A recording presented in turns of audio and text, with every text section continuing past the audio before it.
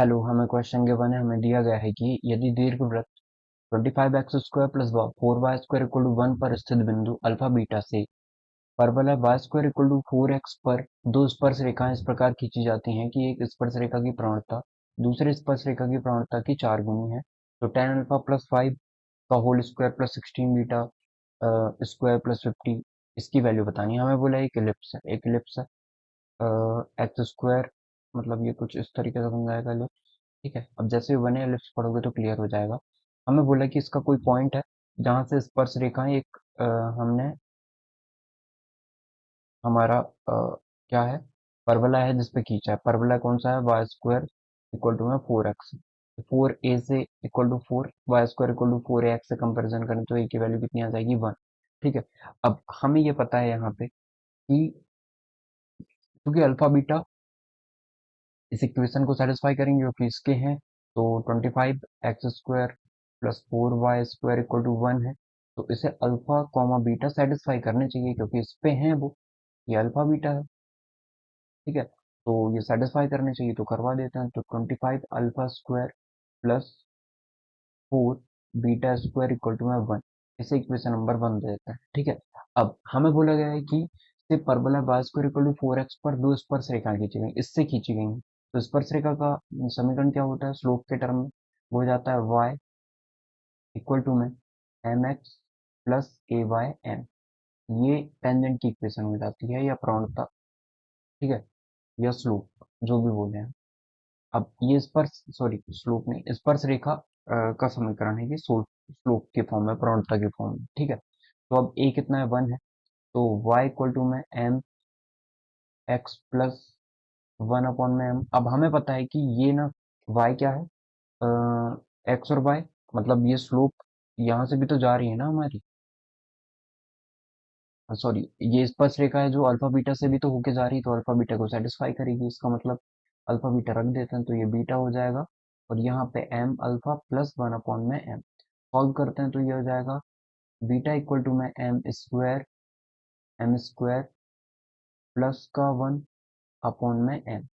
ये अल्फा भी है। सॉल्व करें और तो ये एम बीटा इक्वल टू में एम स्क्वायर अल्फा प्लस का 1। क्वाड्रेटिक बना लेते हैं इसे। हमें बोला है एम स्क्वायर अल्फा,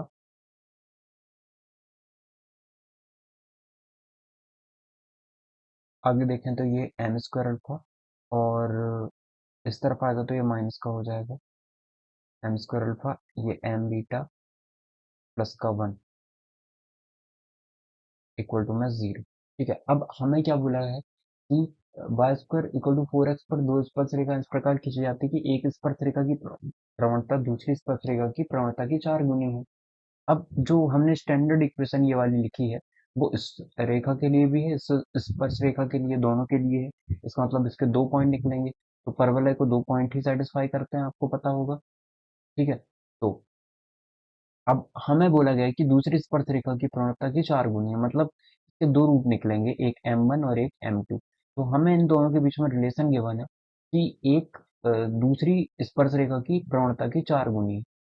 तो इसका मतलब ये एक m1 है तो दूसरा कितना हो जाएगा? 4m1 हो जाएगा। इसका सिंपल सा मतलब ये है। तो सम ऑफ रूट निकालें हम तो m1 मल्टीप्लाई में 4m1, क्योंकि दूसरा रूट हमारा 4m1 है, इक्वल टू में कितना आ जाएगा? Minus B by. Minus B by का मतलब minus minus plus beta by alpha, ये हो जाएगा। ठीक है, और प्रोडक्ट इन दोनों का कितना होगा? सॉरी सम सम हो जाएगा। जैसे हम 5m1 इक्वल टू में कितना लिख सकते हैं? Beta by alpha. और प्रोडक्ट ऑफ रूट कितना हो जाएगा? m1 मल्टीप्लाई में 4m1 इक्वल टू में c बाय ए या 1 अपॉन में अल्फा। ठीक है, तो इसकी वैल्यू हो जाएगी 4 मल्टीप्लाई मतलब 4m1 का स्क्वायर इक्वल टू में 1 बाय अल्फा। ठीक है, ये बन गया। अब आप चाहें तो इनको रिलेट कर सकते हैं कि m1 की वैल्यू ले जाके इस पे रख देते हैं। तो m1 कितना है आपका? बीटा बाय अल्फा है, या beta by alpha m1 equal to में है बीटा बाय अल्फा 5 अल्फा। ठीक है, तो ये रखते हैं तो 4m1 का स्क्वायर मतलब बीटा अपॉन में 5 अल्फा इसका स्क्वायर इक्वल टू में 1 बाय अल्फा। ठीक है, तो 4 मल्टीप्लाई बीटा का स्क्वायर अपॉन में 25 अल्फा का स्क्वायर इक्वल टू में 1/अल्फा। एक अल्फा से एक अल्फा कैंसिल आउट कर देता है, ठीक है। तो ये कितना आ जाएगा, 4 बीटा स्क्वायर अपॉन में 25 इक्वल टू में अल्फा। तो अल्फा को यहाँ रख देते तो अल्फा की वैल्यू कितनी है, 4 बीटा स्क्वायर बाय 25। अल्फा की वैल्यू इतनी है, ठीक है। तो अब हम एक काम कर लेते हैं, हमें अल्फा की वैल्यू मिल चुकी है बीटा के टर्म में। तो अब हम इसकी वैल्यू पुट कर देते हैं किस पे, ये इक्वेशन नंबर 1 पे, ठीक है। तो डायरेक्टली हम एक काम करते हैं, 4 बीटा स्क्वायर की वैल्यू 25 अल्फा रख देते हैं। इसे हम वहीं तो लिख सकते हैं, 4 beta square equal to 25 alpha. और इसकी वैल्यू, सॉरी 4 बीटा, हाँ 4 बीटा स्क्वायर की वैल्यू लिखा जा सकता है डायरेक्टली। तो देखें हम इसे आगे, तो हम ये लिख सकते हैं क्या, कि ये 25 अल्फा स्क्वायर है प्लस 4 बीटा स्क्वायर की वैल्यू कितनी है, 25 अल्फा इक्वल टू में कितना, 1। ये भी एक क्वाड्रेटिक बन गया है, 25 अल्फा स्क्वायर प्लस का 25 अल्फा एक माइनस का 1 इक्वल टू में 0। तो 25 से मल्टीप्लाई करेंगे तो वो तो 25 ही आएगा, ठीक है।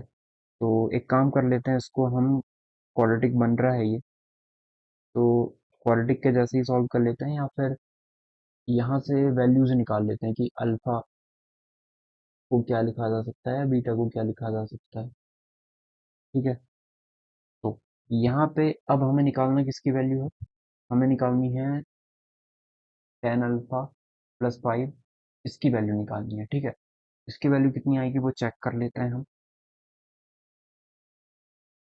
इसको हम चाहें तो थोड़ा और सिंप्लीफाई कर सकते हैं कि 25 कॉमन आ जाएगा तो alpha square plus alpha equal to में 1 बचेगा, ठीक है। इसको ऐसे भी लिख सकते हैं। अब हमें जिसकी वैल्यू निकालनी है वो देख लेते हैं, हमें किसकी वैल्यू निकालनी है, 10 अल्फा प्लस का 5 square plus 16 beta square plus का 50 होल स्क्वायर, इसकी वैल्यू निकालनी है, ठीक है।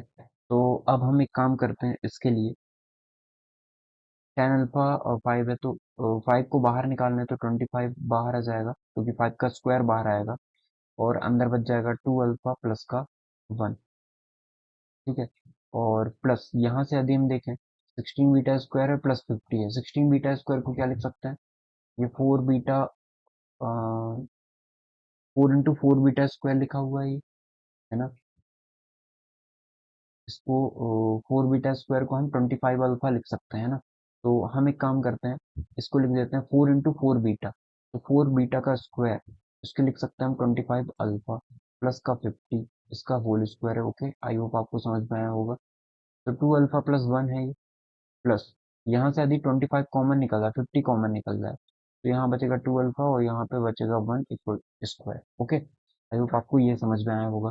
अब एक काम कर लेते हैं हम, यहाँ पे स्क्वायर ही था ये स्क्वायर था, तो 20 अल्फा प्लस 1 का होल स्क्वायर कॉमन निकल जाएगा, अंदर कितना बचेगा, अंदर बच जाएगा अपना 25। ओके, 50 कॉमन निकला है तो 50 का स्क्वायर कॉमन निकलेगा क्योंकि स्क्वायर था अंदर, और ये 25, 5 कॉमन निकला था 25, ये करेक्ट है। तो अब हम देखें आगे, तो यह आ जाएगा 25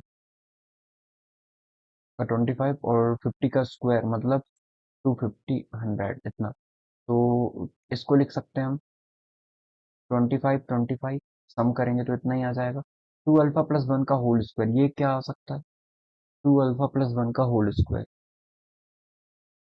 ठीक है। तो एक काम करते हैं, इसको हम आगे सिंप्लीफाई कर लेते हैं। 2 अल्फा प्लस 1 का होल स्क्वायर है, इसको आगे सिंप्लीफाई करें, हम लिख सकते हैं 4 अल्फा का स्क्वायर ए प्लस बी का होल स्क्वायर लगा दिया प्लस का 1 प्लस का 4 अल्फा, और यह है 25 इंटू 25, मतलब 25, 25 ठीक है।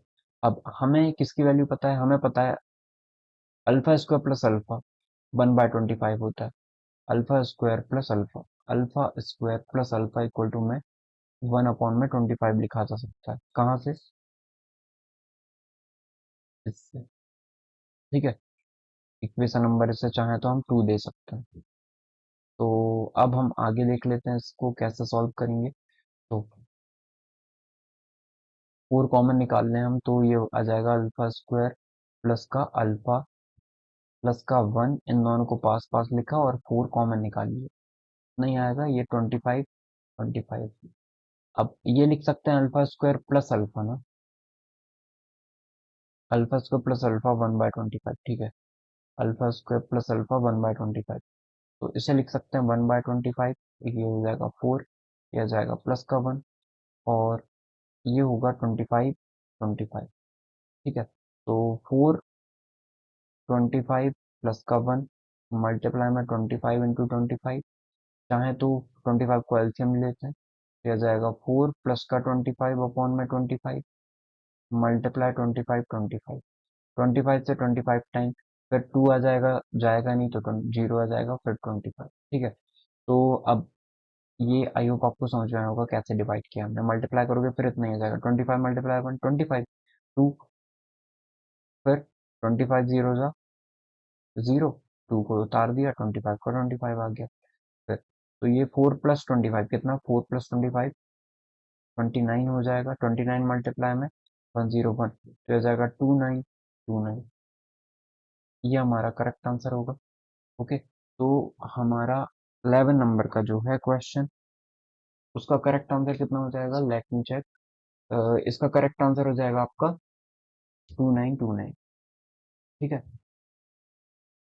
इसमें ऑप्शन नहीं थे, तो इसका जो करेक्ट आंसर है वो हो जाएगा 2929, 2929।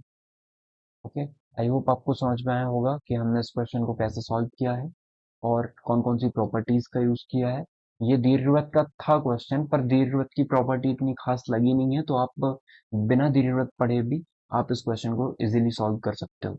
आई होप आपका डाउट इस क्वेश्चन से रिगार्डिंग क्लियर हो गया होगा। Thank you.